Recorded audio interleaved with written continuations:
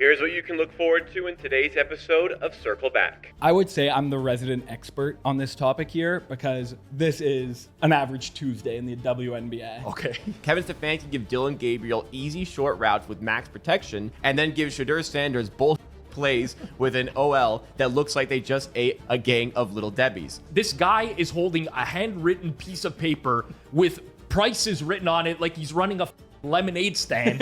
That might be the dumbest take in the history of the show. I was shaking. I was shaking in my tomb, getting some rest in Daytona Beach, like seeing some of the criticisms. Disclaimer: the content presented in this show is intended for entertainment purposes only. All opinions expressed are those of the host and do not necessarily reflect the views or opinions of any individuals or organizations mentioned.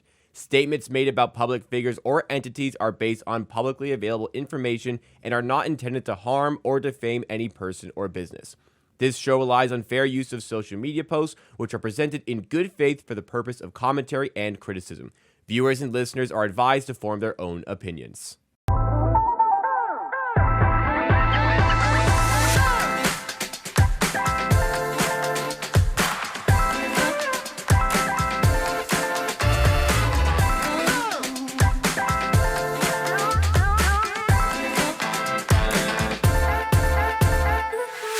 Circle Back here on the Circles Off channel. It's part of the Hammer Betting Network and it's presented by Kalshi. This is the show where we uncover the latest and trending stories from gambling, Twitter, and sometimes the sports world as a whole. We're going to dial in first of all on Shadeur Sanders and the conversations going on around him after preseason, but a whole host of topics you do not want to miss throughout the show today, so make sure you stay tuned until the very end. I am your host on Circle Back, Jacob Gramegna. I'm the host on this show and maybe some other shows as well in the Hammer Betting Network, but I'm also a producer with the network. Our CEO is here as always, Rob Pizzola, professional sports bettor. In the middle chair, we have Kirk Evans, seasoned NBA bettor, getting ready for a new NBA season coming in a couple of months. Smiling. I don't And know.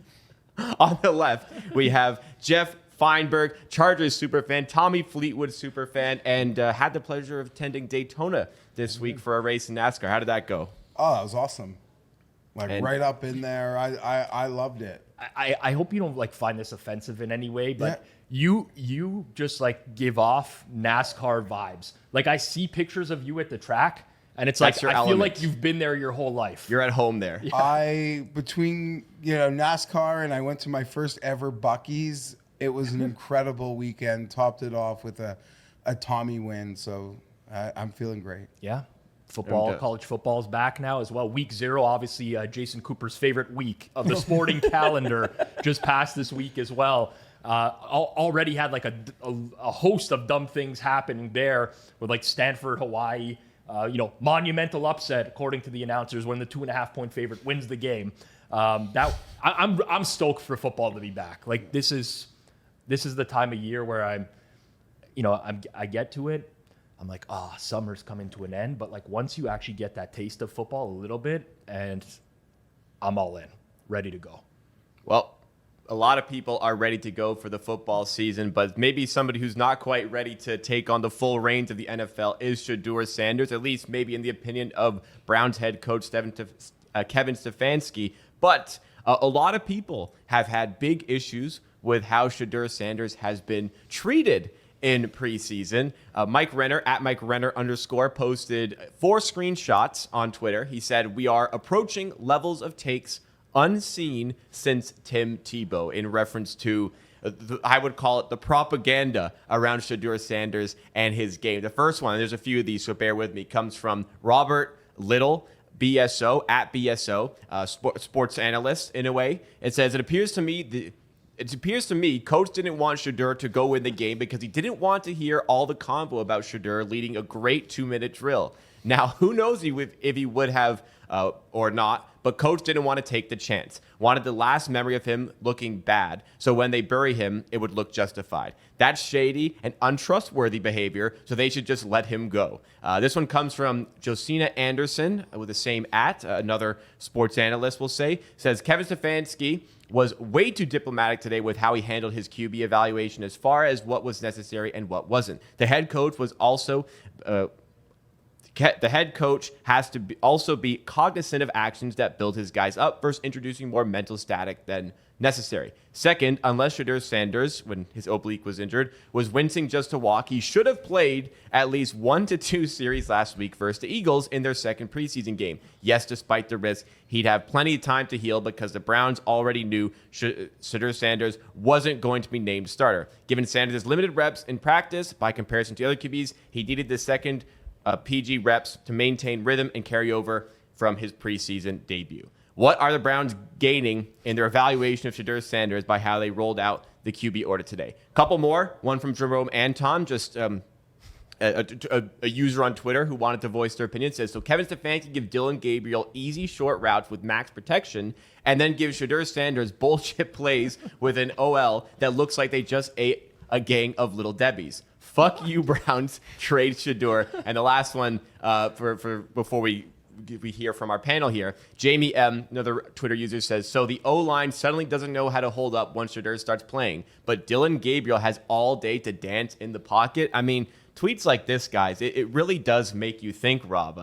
Are the Browns purposely sabotaging Shedeur Sanders' preseason so that he looks bad and they can justify not starting him? So this whole discourse of like a conspiracy theory of the Browns sabotaging Shedeur Sanders is so unbelievably stupid that it makes me question my faith in humanity. Like, seriously, like we know this having watched pro sports, and especially the NFL.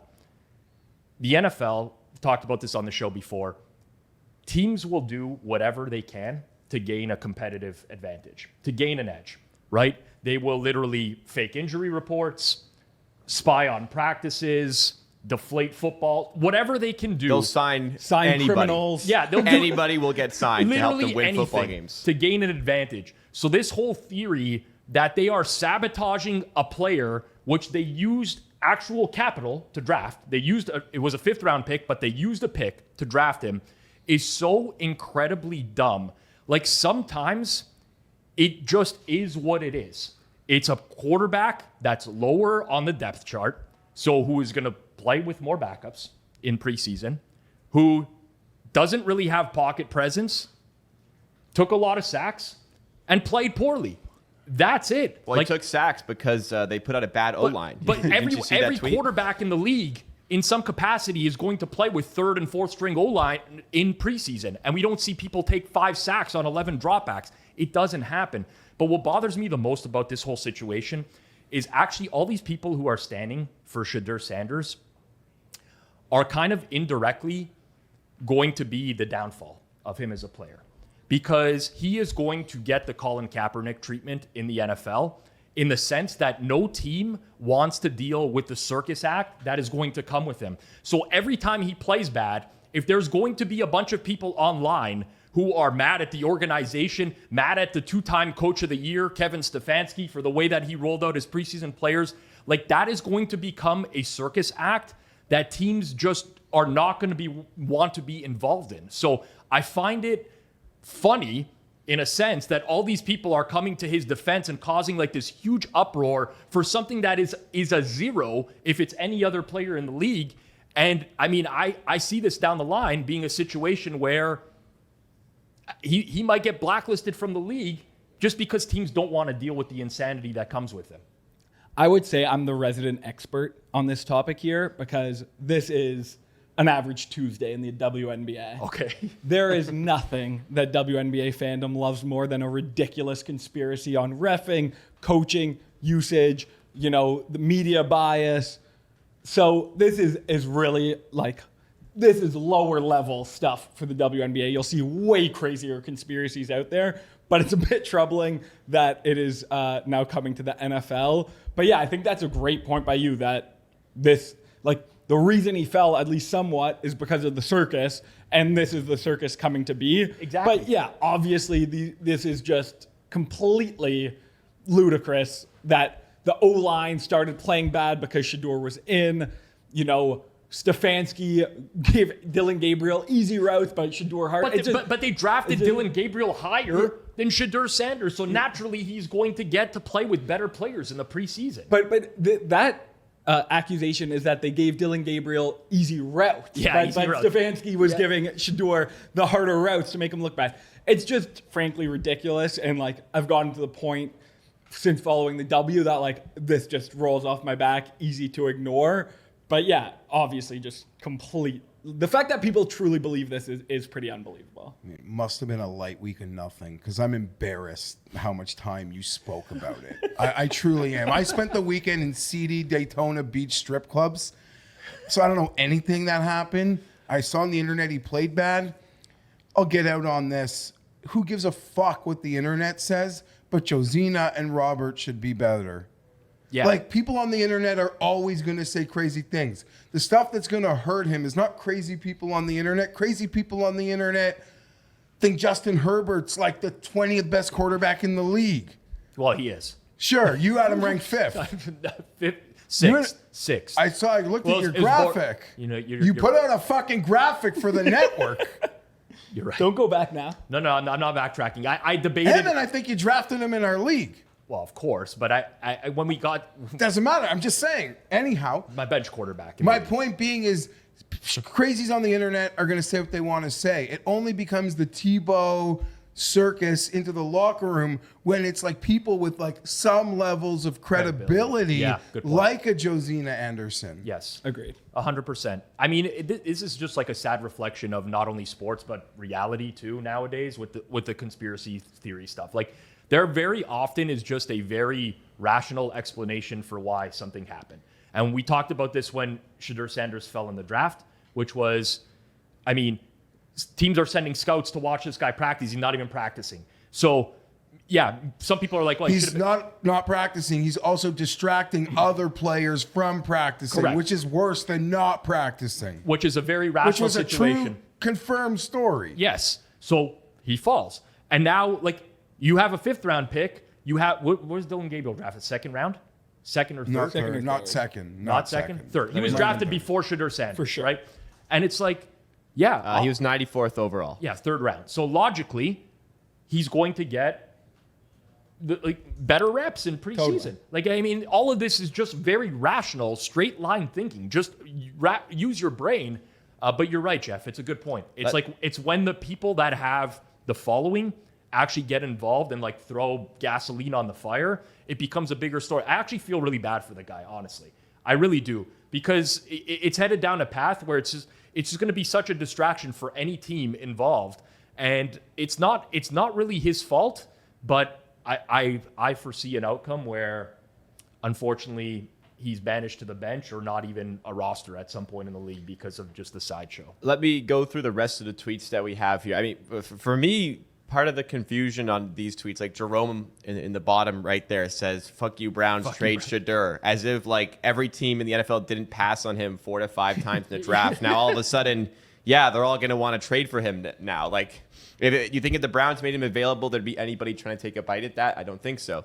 Jerome also went on to say, Dylan Gabriel played with the 1s and 2s. They put Shedeur in with the 3s and 4s. Stefanski got exactly what he wanted. He wanted to make Dylan look good and Shedeur look bad. Yeah. I don't think it's ridiculous to want your higher drafted QB in better situations, like you said there. But they're just going to let them play and evaluate. Like, Exactly. It's not about making, like, again, they used draft capital on a player. They didn't pick him in the 5th round just to throw him out in preseason to make him look bad. Like, that would be the most idiotic thing a team would do. Draft picks are so valuable nowadays. Like, no one would do that. Just use your brain. When I like evaluate like takes like this in sports, I try to imagine how people came to this sort of conclusion, like what path they went down to get here. And for stuff like this, there's just no logical explanation for it. Casual fans would be shocked. And even fans that seem to know football, if you said the amount of players they would give you for a 5th round pick. Yeah. Like the talent that you would see, like if someone said, we have a 5th round pick, we're looking for a player. Right. The high-end level quality player in the public consensus that could be gotten for that 5th round pick. I know. I think this is a situation where there was a quarterback in mock drafts that was mocked in the 1st round.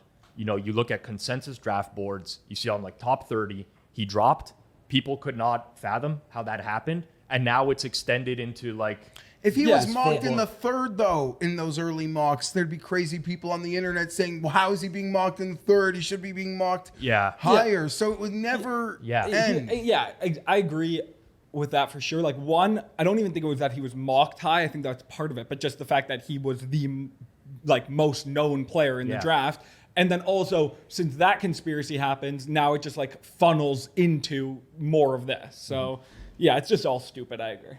The couple more tweets to read off here. First of all, Jake Schwanitz says, can't wait to see this dude's face with a fired on a graphic in 5 months. This is in response to Kevin Stefanski talk about why Shadeur Sanders didn't lead the 2-minute drill at the end of the game.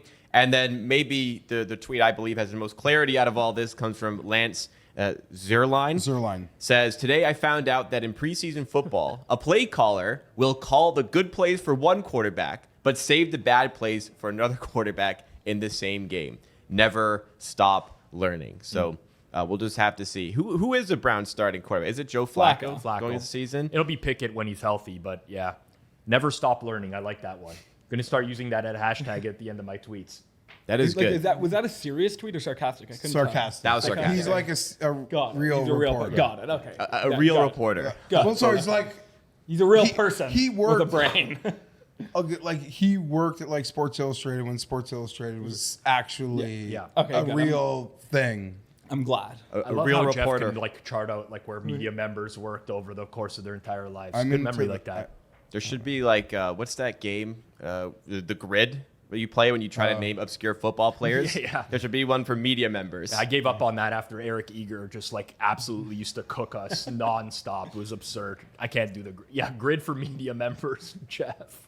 That'd be a good one. CBS, ESPN overlap. You'd have like the real media members, not the people with no journalistic integrity that work at the Hammer Betting Network, apparently.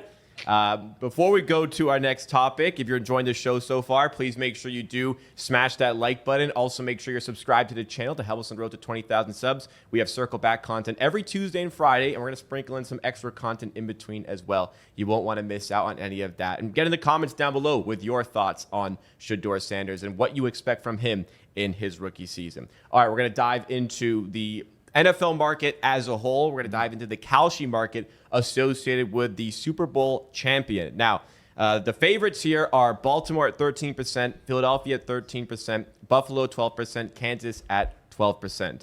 Just for Jeff, I see the Chargers at 4%. I think they're just outside of the top 10. I think I see them, or they're just inside. They're tied with Denver. Anyways, around 10th. I think they can.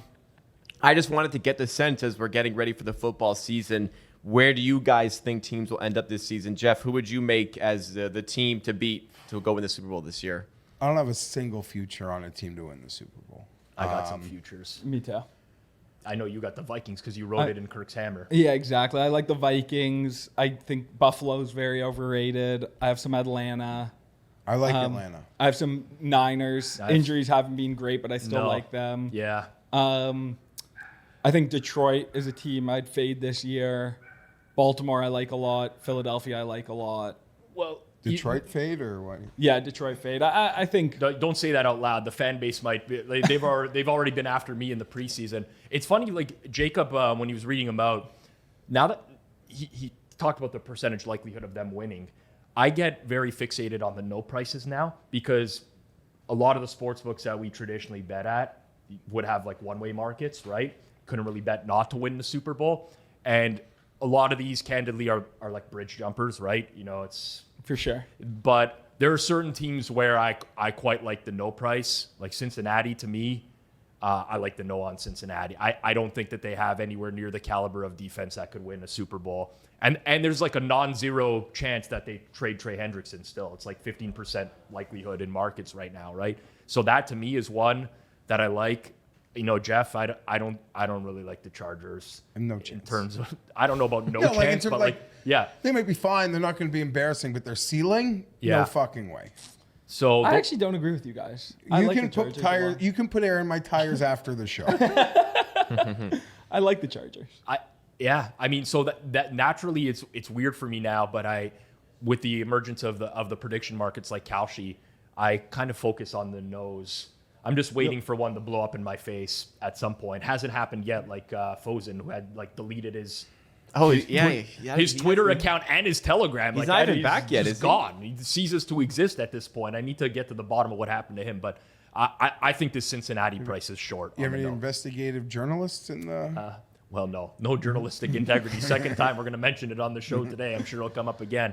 No journalistic integrity here at the Hammer. I'll tell you where there's a lot of integrity, and that's in betting with Kalshi. You can bet on Kalshi by signing up with a QR code that is on screen right now, or at any point throughout the video or the audio format. You can go to the link in the description, sign up to Kalshi, get involved with these great markets where it's always going to be, or very consistently at the very least, two-way markets like this, where you understand completely the vig associated with the market and a lot of volume in it. $32 million of volume in this Super Bowl market, and the season has not even begun as of yet. Again, sign up to Kalshi and support this show in the process. Now, we've talked a lot about the NFL today, and NFL's around the corner, obviously the biggest sport that we cover here at the Hammer. So let's hand it over to the CEO, Rob. Tell us about what's coming to the Hammer in terms of NFL content, at least in the coming weeks and throughout the season. Yeah, so this drops on Tuesday at 8 a.m. Today, for those who are watching and listening, 4 p.m. Eastern Time, live over on the Hammer HQ. We have Jason Cooper hosting a futures extravaganza for the year. Now, it's not completely limited to NFL. There's going to be some other futures there as well. But for those who watch the Super Bowl props extravaganza every year, it'll kind of be similar to that, where we just got creator after creator coming on and giving their favorite future for the year. So that's 4 p.m. Eastern Time, live over on the Hammer HQ. If you're not subbed to that channel yet, make sure you do sub. We got some GRP content dropping there soon with Geoff and Jason. And we also got a new show with Jason that is premiering on Friday, September 5th, which is the Hammer Daily. It's going to be noon Eastern Time every day, a 1-hour show, and it's betting picks across every single league possible, including WNBA, NASCAR, whatever it may be. So check that out. And then we also have our Forward Progress season preview. That's live Thursday, 5 p.m. Eastern Time. Myself, G-Stack George, and Suma, we're going team by team, giving our thoughts and outlook on every single team. It's going to be a 2-hour special, and that's over on Forward Progress on YouTube or wherever you get your podcasts as well. You can listen to that after the fact, 5 p.m. Eastern Time on Thursday. So this week, a couple big pieces of content coming your way. So that's the Hammer, our main channel, which I'll have the link for in the description. So go to YouTube as well as for Forward Progress, our NFL content division at the Hammer Betting Network. But we're sticking with the NFL topics on the show today, and we're going back over to GRP Wins. Now, we've made a lot of GRP as of late, but particularly in this summer, we talked a lot about his pick selling that is going to start taking place this season. I mean, at least we thought it was going to be pick selling, but you're not paying for picks. You're paying to see which teams he's bet on. And based on what day of the week you want to know what team he's bet on, because according to GRP, you bet teams, not numbers. There's a certain price associated with what day of the week you're allowed to see what teams he is betting on. So this was from August 23rd, 11:11 a.m. Eastern Time, Make-A-Wish. He showcased his business model, Send DM. That's what it says on the piece of paper he is holding up to the camera. The cost per pick each week is $100 for Monday, $90 for Tuesday, and so on all the way down to Saturday, Sunday, where it's $50 and then $40. And then you send him a DM, and he wants you to send a check in the mail in order to pay for these picks. There was going to be like Western Union transactions. Now it's sending checks in the mail. He doesn't want to deal with the Venmos, the Cash Apps, because of hacking. That his words, not mine. He's concerned about that. Van Zach, at Covers Van Zach, said on this one, George, most of your videos land somewhere between in on the joke and delusional. This is off the charts delusional. But the saga did not end there, because a day later, August 24th, 9:38 p.m. Well, actually, that was a quote, but it was August 24th. He decided to change the prices of the picks, and he decided to make it instead. This was a price for, I believe this is price for the season he was looking for here. On Sunday, you can get the picks for $500, and you get them every Sunday for $500. But if you want to know in advance, on Tuesday, you can pay $1,000 to get the picks on the Tuesday. Now, he said specifically in this video, I don't know if this is one of the videos he said, sportsbooks may choose to pay that $1,000 for Tuesday because they want to know what he's betting so that they can change the line and move the line. So be aware of that. But a day later, the update is he lowered his prices for he said, I've lowered the price of seeing what teams I bet on.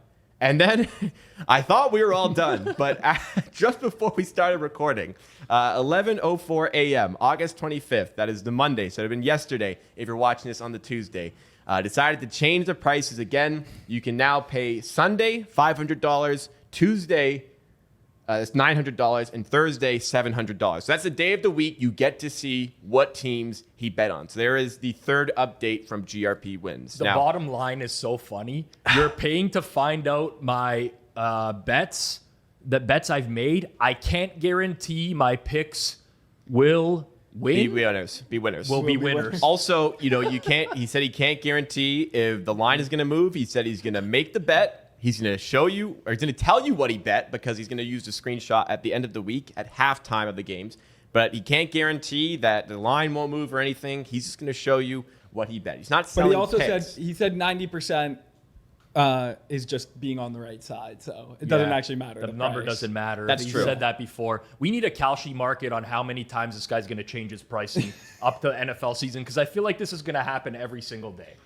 Like Might happen again before this comes out. Joke or delusion, like in on the joke or delusional, like that's part of the fun because you always get enough of both Yeah. to keep you sort of like flip-flopping. And that's the beauty of it. The 3 price adjustments in like 3 days. I don't think it gives buyers who are on the fence confidence. Like now people are just like And you have to mail a scalpers fucking are just check in gonna the like mail. have to wait them out. Yeah. You have to put a check in the mail. Rate, This is insane. at this rate, like if you were on the fence, you're like, I think I gotta wait them out another week. It's true. I also think like the odds that he's going to properly have this tracked and know who he has to send the pick on Thursday and Sunday. That's what I was thinking. I think That's going to be a nightmare. Very unlikely. Like, Well, he has a notebook to keep himself organized. I know some people don't really understand. I want to make a bet. the love for this. I just find this whole thing so fascinating. Yeah, I love it. Because like he's called out so many of what he believes are the bad actors in the space, right? He's gone after people before. Pamela Maldonado. He's tracking Kelly in Vegas now. Last year was Adam Chernoff. But he's turned around and kind of like done something which is probably even worse because he's actually selling the plays. And I mean, I am of the belief that George doesn't really have an edge on the NFL. So this is it's a tough. Okay. One. You are right, and that's what sort of makes it so fascinating. Yeah. Like I said, like the first tweet, delusional or in on the joke, but there are so many like tentacles to why this is freaking awesome. Yeah. That being one of them. I don't want it to go away. Let me make it very explicitly How many? clear. What odds would you give me that George sides totals only? Mm-hmm.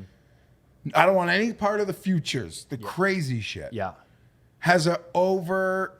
I know this is like an unfair betting way of looking at it, but is, you know what? Even plus a cent at the end of the year. Sides totals profitable. And we going to assume minus 110 on everything? only. No, because sometimes he's getting like minus Minus 104. 110-ish, He's let's say. authentic. One thing George is, he's upfront about what his number is, even if it moves against. I think He's we gonna could just post price bet this slips. by assuming that he's a coin flipper and just like what his average what price a- is going to be, right? Yeah, it's I would say it's not that unlikely that he can win I over think the he's course of the year. like It's like 48%. Because I'm a rider. I'm a rider. Tiny bit. I'm a rider. So I don't want to send George money each week, Yeah. but I would be invested that George is over 500 Profitable. as like a bet instead of You want- like It depends on how many I'll- bets he made. It's true. Like he could stop after there's so many things at play here that it's very difficult to price.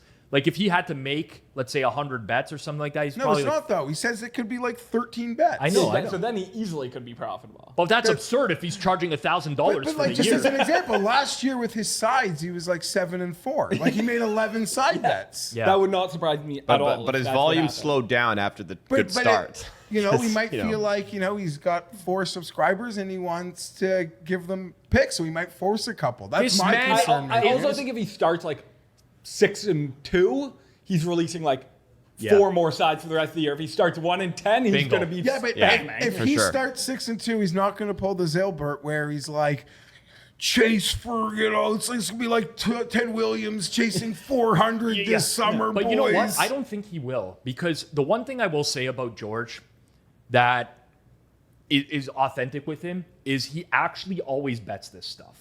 And he actually shows tickets. Every time he does a video, he shows the ticket. Here's my bet. He's really betting this stuff. So it's real money. And a pro can snarf at it because $500, whatever, I don't care about- $1,000, He bets it. Puts but money it's where his still mouth is. to So, 99% of gambling Twitter, that's more than the biggest bet that they're making on the NFL this week, $500 or $1,000. I think for 99% of touts, let's just say they started 0-10 on the year, they're forcing volume afterwards.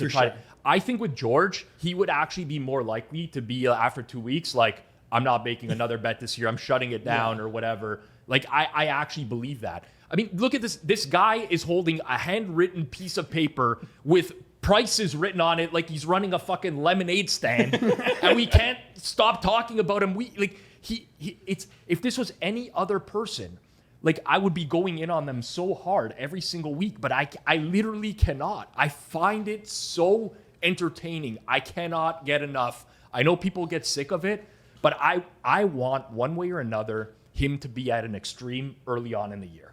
I want him to go 10-0 in the first 2 weeks or 0-10. I don't want in between, no 500 bullshit. I want to see situations where people send him fake checks, where he has to go to the bank and he gets charged $20 because it bounces. I want all of that. I'm here for all of the content surrounding this year. And the only thing I'll say is I don't think anyone's taking this seriously. I think there's differences between people who are selling their picks and really promoting it. I think everyone is in on the George shtick, which is why I think it's harmless. And I wouldn't pass there being a handful of people out there who just George truly entertains them. Yes. They might even be, smarter bettors or, just casual bettors, but they love the shtick. And in the same way, they're like, I'm just going to glad hand, they can afford it, more than afford it. And they just are they want to glad hand the nonsense. And they get enough kicks out of it that They might not even be betting the sides. Yeah, probably not. Yeah. They just want I owe it to George to put air in his tires. But if he's changed his price twice in 2 days, yeah, that's what I said. He's in a tough spot. I don't now. imagine it's been a successful. And did anyone get? Yeah. Did any buyer get was there one buyer? Does he get a refund? Jeff, the year is 2025. No one can buy it. There's a million electronic payment apps that we could use. I don't even He understand wants what checks he in the needs. mail, Western Union. Nobody's going to buy this. Yeah. Well, but what if they hack you, Rob? What if they hack when they send the $1,000? Me and Johnny cornered him at BetBash, see if he could throw in a free package for us. He refused. He was trying to work a business deal for a cross promotion with us. I'll throw it in, but we need some cross promotion. I'm very much looking for. I think I'm human. I like to laugh. This stuff makes me laugh. And I want more of it during the season. lighthearted. The And season so is much such a of- grind. Whenever George drops a 3-minute video, I'm going to watch it. I'm going to laugh. That's just my whole prerogative on this. We got to move on, I'm sure, but he's so lighthearted. And honestly, when you look at the comments and the vile shit that some people say, I don't want to say vile, the very cruel stuff that people say to him, and he doesn't react to any of it. Yeah, it's true. He just drops his prices. That's his reaction. Well, I think the no sales might be more about that. Well, speaking of pick selling, we're going to move on to Steve Fezzik once again because, as I'd say, a pretty humorous tweet came up that was brought up by Weston at Guy in Cornfields. We feature pretty often, I'd say, on this show for bringing stuff like this to light. And he talked about my guy at Mike Palm Circa, VP of Circa, the D, and Golden Gate. Says Mike Palm dropping straight truth and absolutely body-bagging 2-time contest champ at Fezzik Sports. So what was said in this segment here on VSiN, recorded at Circa, Mike Palm was talking about a conversation he had with Steve Fezzik, where Fezzik said if the Eagles lose week 1, Thursday Night Football, to the Dallas Cowboys, they're going to get way more volume of people trying to play in Circa Survivor because they'll know so many people lost on the Eagles. Except What was noted by Mike Palm to Fezzik to his face at the time was, number one, nobody knows how many people took the Eagles because the picks aren't revealed until Saturday evening. So there won't be any information on how many people are out on the Eagles. And second of all, anyone who is in Circa Survivor, wants to be in, will already be in because 92% of the people who play Circa Survivor are not from Vegas and can't just show up after Thursday Night Football to enter into Circa Survivor. And Fezzik just would not accept that as an answer, and that was brought up on here. And Mike Palm dropped a pretty good bar here, says you can never tell him he is wrong. And Adam Orphan at AOrphan67 says, what a classic line. And I think that's just kind of where it's gotten with Fezzik, like for the type of content we do and the criticism that he receives. I think why people keep on taking shots at him is just because he never concedes. And I think it's just spiraled out of control at this point, and he's at the point of no return where he can never concede and he can never give people anything against him. What do you guys make on this? Let's start with you on this one, Kirk. Yeah, so, if you watch the video, I think the number was like 25 million. Yeah. Is what he said, which there's no way Fezzik believes that, because that would be, what's the contest, like 14 million? Yeah, I don't know exactly what the It this was- is for I think Survivor. It's a 16 million I think it's guarantee. like 16 million? It's 15. I think it's like over 19 now. I was looking at Could be. Benson Like, tweeted the It numbers was on the weekend. it was some egregious number. Like, there's just no way that, like, I probably agree with Fezzik that some more people will join, Sure. but nowhere near what he was saying. Well, if this was an online Survivor, I think a lot of people would, right? Yeah. But to Mike Palm's point, like, you have to go and sign up in person, right? I'm not going to go and fly out to Vegas because the Eagles lose on the first night just so I can have more Survivor entries. No one's doing no one that. is doing that, because that's like very negative EV. yeah. But yeah, I think, like, I could see how Fezzik looks at us always criticizing him and being like, oh, these people just hate me. Like, they are going to just say anything I say is wrong. I can see that. But, like, when it's the VP at Circa saying, like, Fez, you can never admit you're wrong, like, to me, that should be like a moment of like, whoa, okay, maybe I need to look inwards, but I don't think it will be. Yeah. So first and foremost, I like Mike Palm a lot. He hosts, MCs. Yeah, I guess the Bet Bash Hall of Fame dinner every year, and he's funny. He's good. Like, he does a really good job with it. And because listen, some of those speeches, they could get long. I think there was one this year that was 45 minutes. So I think Mike Palm does a good job with that. I laughed pretty hard when I watched this because it's kind of my exact experience with Fezzik. There are certain people in my life, friends of mine, that I just don't argue with because it's never going to get anywhere. Fez is one of those people. Instead of just going in on Fez, though, I will say that generally speaking, just my philosophy on life, and I definitely used to be like Fezzik in some capacity where I was, and I am argumentative, I would say, but I think ego is very, you kind of need a little bit of ego to be a good sports bettor, like some level of confidence, but it can also detract from sports betting in a big way. So for me, we always talk about like being open-minded in the space, updating your priors. Like, if I talk to people who are more informed than me, like, for example, a Mike Palm who runs the Circa contest every single year and is in tune with it, and they're telling me something, I am generally going to listen to someone who may be more educated in that than me. It's no different than if I had like a WNBA take, but I was talking about it with Kirk, and he's like, well, I completely disagree. I'm not saying I'm going to completely change my mind based off of that, but I will process that information before I just like die on whatever hill it is that I want to die on. And that's what I get personally with Fez through text messages over the last year or so. So I agree with Adam Orphan. You can never tell him he is wrong. That is a classic line. And I laughed pretty. I thought it was really funny. Certainly rolled my eyes because, the Gambling Hall of Fame. Yes. But I really do like Mike. Mike is great. Mike is great. I'm not going to say anything said here is wrong. Yeah.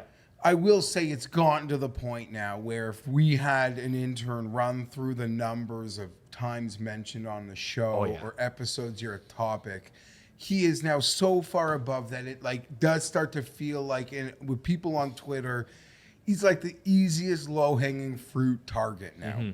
And maybe he's made himself We might need a break. But when you now when you do it, you're literally bragging that you're picking an apple off like the lowest tier of the tree. Yeah. And I don't mean Fezzik's low tier. I mean like attacking it. Like and people are just so it's almost like and I get people like, how could you defend Fezzik? This isn't about the other stuff where you tell me I defend Fezzik. Like just in sheer balls and strikes interneting. Yeah. Like he is now it's almost unfair in some It's like sense. he keeps doubling, tripling, quadrupling down, and then we feel like, we have to talk about it more and more and more, and then it just kind of escalates. I would say that definitely with the Fezzik situation in particular, there's been every time I kind of feel like it's over, there's something that brings it back to life. Like he'll just tweet about Flup. Like he'll just tweet and you can't ignore Mike Palm doing this. No, it was either, big. right? It has to. That's what I was get in going the to say. show. There's always new stuff. It's not like we're You're recycling right. it. It's a cycle, and it's like this is a show where we react to tweets from gambling Twitter that are garnering attention. And Fezzik has over 80,000 followers. and he likes to play in the mud. He likes to muck it for up, sure. and people like to respond. And that's just the way. Like, I don't want to talk about him every single. I wish he would go on vacation or deactivate for like a month. But I don't want to do it. But it comes up every week in the rundown, and we all vote on the topics. And it's like everyone's like voting yes on all these all the time. Like that's there are certain people who, if they appear in our like potential topics list, we kind of just are now like none of us say yes to it anymore. I won't name any names, but Fezzik hasn't gotten to that point as of yet. Soon. Maybe soon. I mean, he did get in Jason's face, so that kind of brought things back to life a little bit. He sent as me well. a winner and said, "Don't share it with Giggles." Am I Giggles? No, I think Jason was Giggles because Jason walked up doing Giggles, and it won. He should share some winners to his service as well, which is now down 80 units in the last year. Nothing. Chase good for 100. football's here. It's nice that he could share winners with you privetely, but all the people paying for the service can't get a winner. It's so true. Every time it's like Fezzik's now down 70 units, 75 units. Every time Geoff comes, sent me a winner. It's one, and I'm sure he's giving like a lot of plays. But sometimes I'll just get like one, like a rogue play. I don't get like a sheet of action. I don't know the. I shit you not. It's usually because when you guys talk shit or he comes up on the show, he likes to show me what he's got and he hooks me a good one. And I'm just telling you, the sample size. It's like Mayo, my buddy Pat Mayo. We all lose a lot of money on Fleetwood. He's only ever bet pretty much Fleetwood yesterday. He'd like to laugh that my sample size is good. I'm just saying, I can't avoid it. The problem is now that I'm central to this, I literally can't. Like even Fez has me blocked. I literally don't seek out his tweets at all. They just get circulated to me. Like it's carrier pigeons. It's week 0 college football. I'm watching Kansas State. I'm like enjoying it. I'm getting messages like, "You'll never believe this. Fezzik's already released 5 plays and the first quarter's not even done yet." In like one, I'm like, how? Like I don't want to know this stuff. Just leave. But it just gets to me, and because it gets to me, People love to report, send you carrier pigeon you the news. they love it. The people love it. I don't know what they just love it. Yep. But they love winding you up too. I know that's what it is. It's not as much about they want to pick on Fez, but they like to wind you up. We used to have in the old Circles Off studio, we had the chalkboard behind me, which was like a show since Rob mentioned that he consulted. we need like a Fezzik board. And we have to try to get that number up to like 4 or 5. We need to try to get through a month of shows. We haven't even hit week 1 of NFL. It's impossible. I know. Hey, if there's good content, we have to discuss it. I think that's just the bottom line. And he keeps on giving us the goods. So thank you for that, Fezzik. Maybe we'll have another gem for next week. We're going to keep it moving on the show, though. We're going to get to your comments, as always. If you want to get involved in the discussion. Maybe you have a comment on Shadeur Sanders, Steve Fezzik, GRP Wins, anybody. Put it in the comment section down below. We like to look through all the comments always. We like to pick 3 for each of these shows to discuss, get you guys involved with the show a little bit more. And if you ever want to alert us to a tweet, like, I don't know, a Steve Fezzik tweet like that, you can use hashtag #CircleBack on Twitter and get a part of the conversation in that way as well. The first one comes in response to us discussing the Flupp and Kalshi situation. And John Reed is in support of how the situation overall was handled. It's a pretty long comment here, but essentially said that when we actually cleared up the information, he didn't realize that it was Flupp had literally bet on an event where somebody had already retired and the event was still up. Now, Flupp obviously apologized quite a few times in that Friday episode and just took on the blame for the entire situation. But this is an agreement here saying that the fact that he knew means he deserves a $32K hit. I still think selling markets in any way that doesn't cancel all contracts for matches that don't play 1 point is wrong. But as Kirk said, no angle shooter is going to garner sympathy. So I just kind of wanted to use this comment from John Reed 91 to maybe get a little bit more discussion in how you reacted to Flupp and how he handled it on the Friday show. Let's start with you, Rob. Yeah, I thought he owned up to the mistake, and people make mistakes. At the end of the day, you got to assume responsibility for some things in life, and he ultimately did. I mean, this happens all the time in the sports betting space in terms of angle shooting. I don't want to get in. I might do a broader video on this at some point. Because I think it's an interesting topic, and we didn't really get like the sports book perspective on angle shooting either, which I think is entirely different as well. But yeah, you're not going to garner sympathy. People, like, it just doesn't happen. We've seen this a million times before. People, like, they post something like, oh, this sports book is not paying me out. Like, tag them on Twitter, do this and that. And then you find out that they took some sort of angle shot and people turn on them. And I think he just really misread the situation, and especially what the public opinion would be on that situation. But I voiced my opinion. I think I don't want to say he was in the wrong, but he knew what he was getting into, and you got to suffer the consequences sometimes. Yeah, I thought he was too apologetic. I think the only thing he did wrong was the tweet, which was spectacularly stupid. How he thought that was a good idea still boggles my mind, knowing that he's a pretty smart guy. But yeah, people are going to angle shoot. They talked about it on the show that it's impossible for Kalshi to do something else in terms of avoiding bets. I don't agree with that. I think this is a stupid rule on Kalshi that will come back to bite them in the ass when it's not someone angle shooting. It's someone who has a very big position on a tennis match. Maybe the market gets manipulated. I know Kalshi has in their rules that they can kind of set the price, or it's the big whale, which is what Kalshi is going to need more of, and the big whale loses 50 grand because they had a big position that went against them and they withdrew, and the whale's going to think, what the hell, the game didn't happen, how did I lose this money?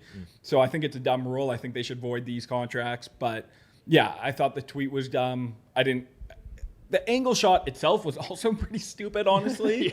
But everything in between, I don't care. If you're going to shoot an angle, shoot an angle. Okay, so just to bring the audience behind the fourth wall for a minute, I requested return fire, but when I like to look at the slides, I don't like to look at the comments. Neither do I. Yeah. Those are the ones I'll skip. So I just have a quick thing on angle shooting. Yeah. I want to call out the audience for, and I don't know whether you want me to do it now or Go then. for it. Let's just do it. Rip it up. Just a production note that'll And be out of maybe you order can- on the side of the screen here, but we're going to do return fire now. And maybe you can clip a part of this when you do your special. I was repulsed by some of the audience calling out people part of this network who condoned angle shooting or taking them, and then some of the other comments about being friends with sports books or like respecting sports books. That might be the dumbest take in the history of the show. I was shaking. I was shaking in my tomb, getting some rest in Daytona Beach, like seeing some of the criticisms. Hey, the people who feel this way, these are the dumbest people. They would think a stripper likes them. Like, that is the equivalent. Yeah. Are you kidding me? I know. You like walk into Costco, you're buying something that's supposed to be $3,500 and that comes up $1,200? Yeah. What are you doing? Yeah. You walk into like Frank's Hardware up the block, you don't let Frank make that mistake. Yep. Like it's like to people like the sports book, so you have to take like it's a two-way relationship. They wouldn't piss on you if you were on fire. Geoff, the system is rigged against the better. And when I say that, doesn't mean you can't win. I don't even care if you like, unless it's like your best friend. I don't care what it is. You get them. You get them. Yes. Also, And to think that they're not out to kill you, it's like thinking, Yeah. like I said, the stripper like actually is into you. You dumb fuck.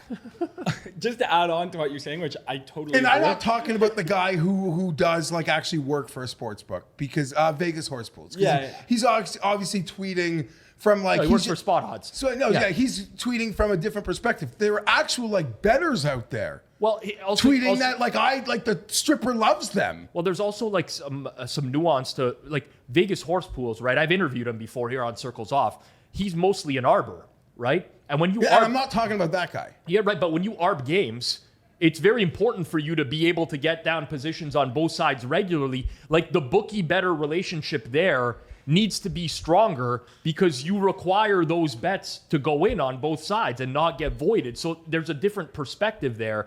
But like, there's juice. There's sportsbooks will do anything to win. They will limit you as a player, the vast majority of them, right? So in those instances, I don't fucking owe anything to them. I don't owe it to them to not take a shot. I do know that if I take that shot, they can close my account, and that's a risk I'm willing to take. I don't owe anybody anything who's trying to take my They're money. my friend. Yeah, it's ridiculous. Yeah. Also, just on top of this, like I've bet on a lot of sports books, and I've bet pretty big at some of them. Other than exchanges, I don't even know who I would talk to. Like, I don't have any contact. Like, I don't think it's a very regular thing. Maybe if you're betting in person, you would know someone there. Like, what am I going to go spend 20 minutes of my day waiting for, like, the customer service? Hey, there's a wrong line here. Like, I've one time Hitman released, like, a preseason play, and Bookmaker moved Green Bay to, like, plus 120. Yes. Like that was like the spread, plus 120. Obviously, I clicked it. Yeah. They canceled the bet. I wasn't going to tweet, how dare they cancel my bet. But like, who cares? I would, if I thought it might risk my account, I wouldn't have clicked it. But I wasn't like, I feel bad that FX. You know the IKEA commercial? Like, the lady thinks she's getting the best deals ever, and she's screaming to her husband at the car, "Start the car! Start the car!" That's what it's like. You see a number, it's great.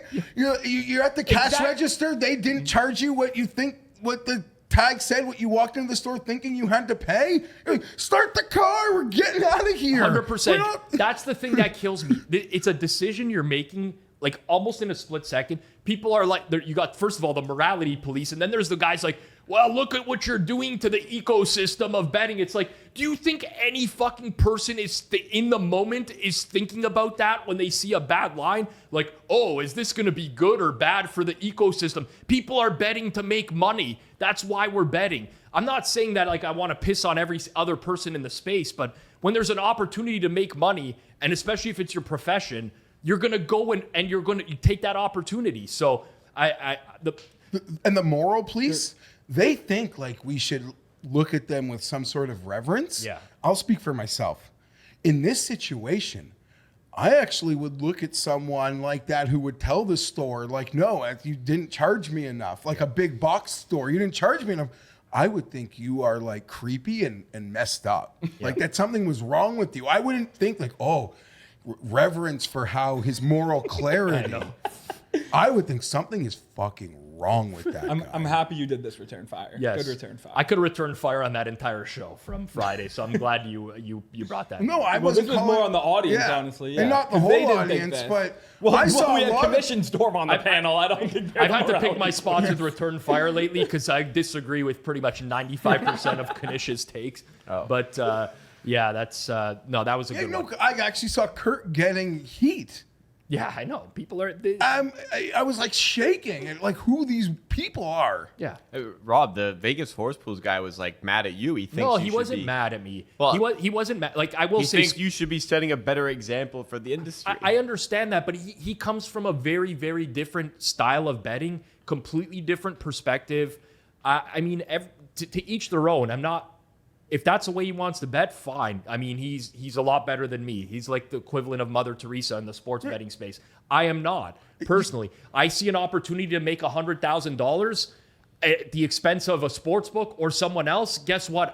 It's dog eat dog. That's the sports betting space. It's not apples to apples. That's not like you see like a mother with her kid and like she drops $100 bill. Yeah. You're like, excuse me, ma'am. Yeah. This is not. That's not that. Yeah, this is not that. Yeah. As much as I said that, I handle that situation very differently. 100%. Right? I agree with you. And exchanges, you can get a bit. It can be a bit gray.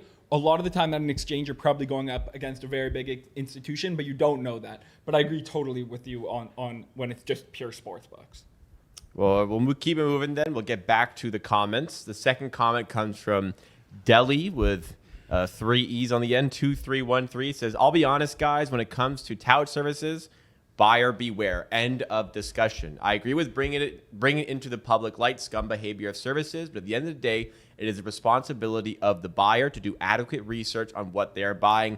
Nothing more needs to be said, in my opinion. I'll start this because I actually have a pretty strong opinion on it, but it's just like there are a lot of people who don't know what to look for. Mm-hmm. And I think that's the biggest issue with it. And a lot of these pick selling services are predatory of that. They know that there are a lot of people who don't know the red flags. So I think it's very important to educate people on what those red flags are. What do you think, Rob? Yeah, so I strongly disagree with this tweet because I think that the sports betting and gambling industry as a whole is very different from other industries. So oftentimes when you're buying other products or services, you have lots of avenues to research. Tons online, right? You have Google reviews. I mean, I booked a handyman today to come install TVs and shelving in our building. I can thoroughly research. I can read through reviews. That doesn't exist in the sports betting space. You go to the store and touch it. 100%. There's lots of scenarios in other industries where you can actually do adequate research before you make a decision. If you're booking a vacation, you can read reviews on Expedia. You can go you can do a lot of things. In the sports betting space, that doesn't exist. It doesn't really happen. A lot of times, there are tout review websites. They are actually run by the touts themselves. Which is sad because they just affiliate to themselves. I've been in this space a long time, but you cannot really do your due diligence in the sports betting space. You go to a website, you want to buy picks from anyone, you're going to see their record on their website. How are you going to verify that? You can't anywhere. You know, there's too many barriers for the average person. And like Jacob said, the average person doesn't know better. Like the average person doesn't know what the difference is between a good pick seller and a bad pick seller. And that's why, even though I agree that there actually could be good pick sellers, I do advise people for the most part just to steer clear of picks.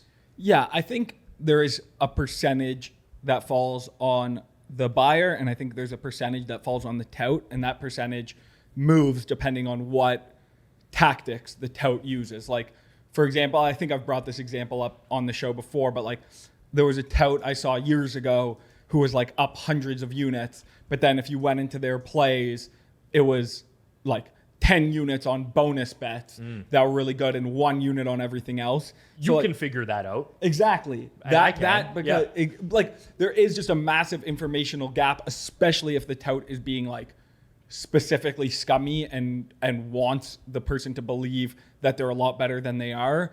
So I think a percentage does fall, like at the end of the day, it does fall on you somewhat, but considering how much of an information gap there is, like no one would blame someone going into a store and buying a t-shirt and then it turned out that they thought it was like a Balenciaga t-shirt, but then the place was selling like fake t-shirts and it was just a cheap knockoff. Like that's not really on the buyer ever. So I think in some senses, or in some instances, touts can be like that. But if a tout is honest about their record, then more of the percentage falls on the buyer.